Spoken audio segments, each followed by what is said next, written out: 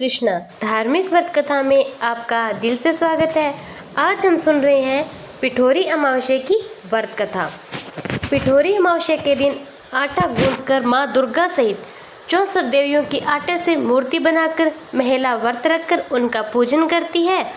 आज के दिन आटे से बनी देवियों की पूजा होने के कारण ही दिन पिठोरी अमावस्या के नाम से जनमानस में चला आ रहा है। पिठोरी, कुशल ग्रहणी अमावस्या आदि नामों से भी इसे जाना जाता है। पौराणिक शास्त्रों में भाद्रपद अमावस्या के दिन कुशा इकट्ठी करने की मान्यता भी है। इस दिन सुहागिन व्रत रखकर भगवान भोलेनाथ देवी दुर्गा का पूजन करती है। यह दिन पितरों की तृप्ति, पिंडदान, तर्पण, वंशवृद्धि के लिए अति महत्वपूर्ण माना गया है। अमावस्या की शाम पीपल के पेड़ के नीचे सरसों के तेल का दिया लगाना और पितरों को याद कर शिव की और शनि देव की आराधना करने से जीवन में चारों तरफ से लाभ मिलता है। आइए हम सुनते हैं पिठोरी अमावस्या की व्रत कथा। पिठोरी अमावस्या की व्रत कथा के अनुसार बहुत समय पहले की बात है। एक परिवार में 7 भाई थे। सभी का विवाह हो चुका था। सबसे छोटे छोटे बच्चे थे। परिवार की सलामती के लिए 7 भाइयों की पत्नी पिठोरी अमावस्या का व्रत रखना चाहती थी, लेकिन जब पहले साल बड़े भाई की पत्नी ने व्रत रखा तो उनके बेटे की मृत्यु हो गई। अब दूसरे साल फिर एक और बेटे की मृत्यु हो गई। 7वें साल भी ऐसा ही हुआ। तब बड़े भाई की पत्नी ने इस बार अपने मृत पुत्र का शव कहीं छिपा दिया। गांव की कुलदेवी का पलोरमा उस समय गांव के लोगों की रक्षा के लिए पहरा दे रही थी। उन्होंने जब इस दुखी माँ को देखा तो वजह जाननी चाहिए। तो बड़े भाई की पत्नी ने सारा किस्सा देवी पोलेरमा माँ को सुना दिया। देवी कोस पर दे आ गई। अब देवी पोलेरमा ने उस दुखी माँ से कहा वह उन सभी स्थानों पर हल्दी छिड़क दे जहाँ जहाँ उनके बेटों का अंतिम संस्कार हुआ है। तब बड़े भाई की पत्नी ने ऐसा ही किया। जब वह घर गई लौटी तो 7 पुत्र उन्हें जीवित दिखे। उनकी खुशी का ठिकाना न रहा। तभी से उस गांव की हर माता अपने संतान की लंबी उम्र की कामना से पिठोरी अमावस्या का व्रत रखती है और आज के दिन यह व्रत कथा सुननी और पढ़ी जाती है।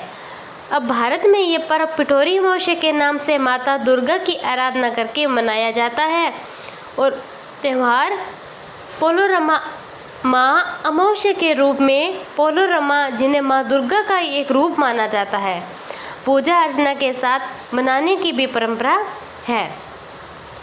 अब प्रचलित एक कथा और है। एक गरीब ब्राह्मण परिवार था। उस परिवार में पति पत्नी के अलावा एक पुत्री भी थी। वह पुत्री धीरे धीरे बड़ी होने लगी।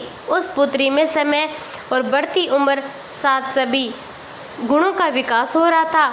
लड़की सुंदर थी, संस्कारवान थी, गुणवान थी, किंतु गरीब होने के कारण उसका विवाह नहीं हो पा रहा था। एक दिन उस ब्राह्मण के घर एक साधु महाराज पधारे।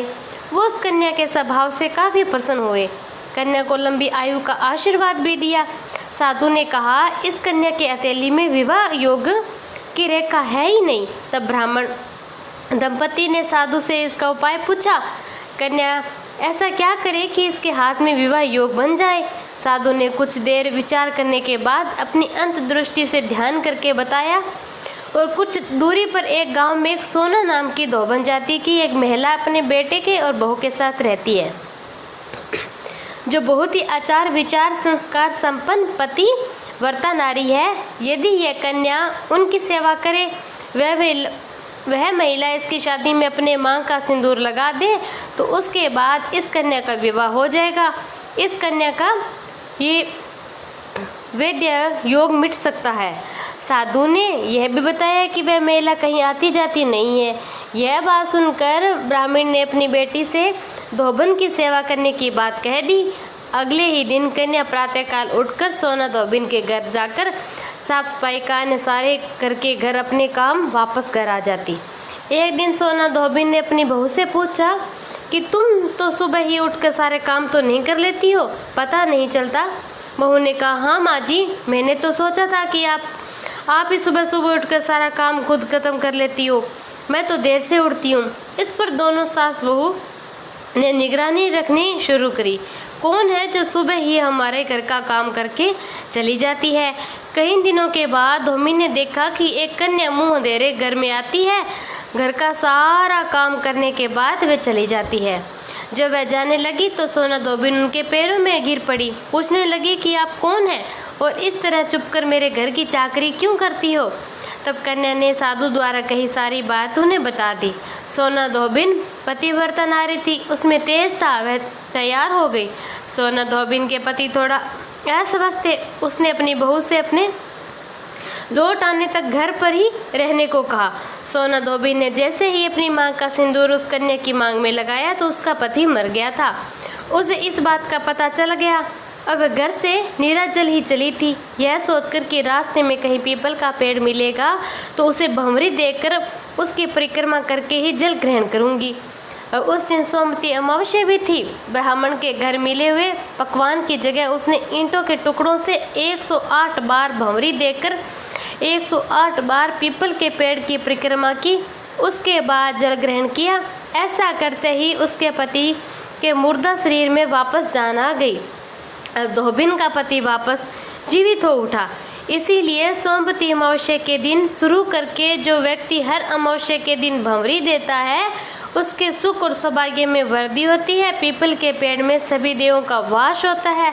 जो व्यक्ति हर अमावस्या को न कर सके तो वह सोमवार को पड़ने वाली अमावस्या के दिन 108 वस्तुओं की भंवरी देकर सोना धोबिन और गौरी गणेश का पूजन करता है, उसे अखंड सौभाग्य की प्राप्ति होती है। एक ब्राह्मण और एक ब्राह्मणी थी। वे दोनों भगवान के भगत थे। घर में सब कुछ था पर उनके कोई संतान नहीं होने से अति दुखी रहते थे। एक दिन अपनी स्त्री से वन में तपस्या करने जाने के लिए ब्राह्मण ने कहा। भगवान पर भरोसा करके वे वन में चला गया। जंगल में जाकर तप करने भी लगा। बहुत वर्ष भी बीत गए। उसको वैराग्य हुआ। अब अपना जीवन समाप्त कर दूंगा, इस प्रकार सोचकर वह एक पेड़ की डाली पर फांसी का फंदा लगाकर मरने को तैयार हो गया। तब सुख अमावस्या प्रकट होकर बोली, देख ब्राह्मण, तुम्हारे 7 जन्म तो कोई संतान नहीं लिखी है, किंतु मैं तुम्हें 2 कन्या का वरदान देती हूँ। एक का नाम होगा अमावस्या और दूसरी का नाम होगा पूनम। तेरी स्त्री को कहना कि सुख अमावस्या का व्रत और उपवास करे। अमावस्या के दिन 1 कटोरी चावल भरकर उस पर दक्षिणा रखकर किसी मंदिर में रखना। ऐसा 1 साल तक करना। 1 कटोरी चावल सहित दान करते रहना। ब्राह्मण घर आया और अपनी पत्नी से सारी बातें ब्राह्मण ने बता दी। अमावस्या के दिन ब्राह्मण ने व्रत रखा। कुछ दिन बाद उसकी 2 कन्याएं हुई। तब उसने एक का नाम अमावस्या और दूसरी का नाम पूनम रख दिया। अब धीरे धीरे बड़ी होने पर उनका विवाह किया। बड़ी बहन अमावस्या धार्मिक थी, जबकि छोटी भगवान का बिल्कुल भी ध्यान नहीं मानती थी। बड़ी के घर तो सुख संपदा भंडार भरपूर था, पर छोटी बहन पूनम के घर पर दुख का भंडार था। जब बड़ी बहन अमावस्या की छोटी के बारे में सब मालूम हुआ तो उसकी बहन बहुत दुखी हुई। तब अमावस्या गाड़ी भरकर सामान लेकर छोटी बहन को कहा, बहन पूनम, सुख अमावस्या का व्रत तुम भी करो, पूजा करके उपवास करो, जिससे तुम्हारे घर में भी सुख समृद्धि का भंडार भरेगा। 1 साल तक 1 चावल का कटोरा भरकर दक्षिणा दान करना। पूनम ने ऐसा ही किया। कुछ दिनों बाद उसके भी घर में धन धान्य और संतान वृद्धि होने लगी। इस प्रकार जो भी सुख अमावस्या का व्रत आदि विधि पूर्वक करता है उसके घर में सुख समृद्धि का भंडार अमावस्या माता पूर्ण रूप से भर देती है।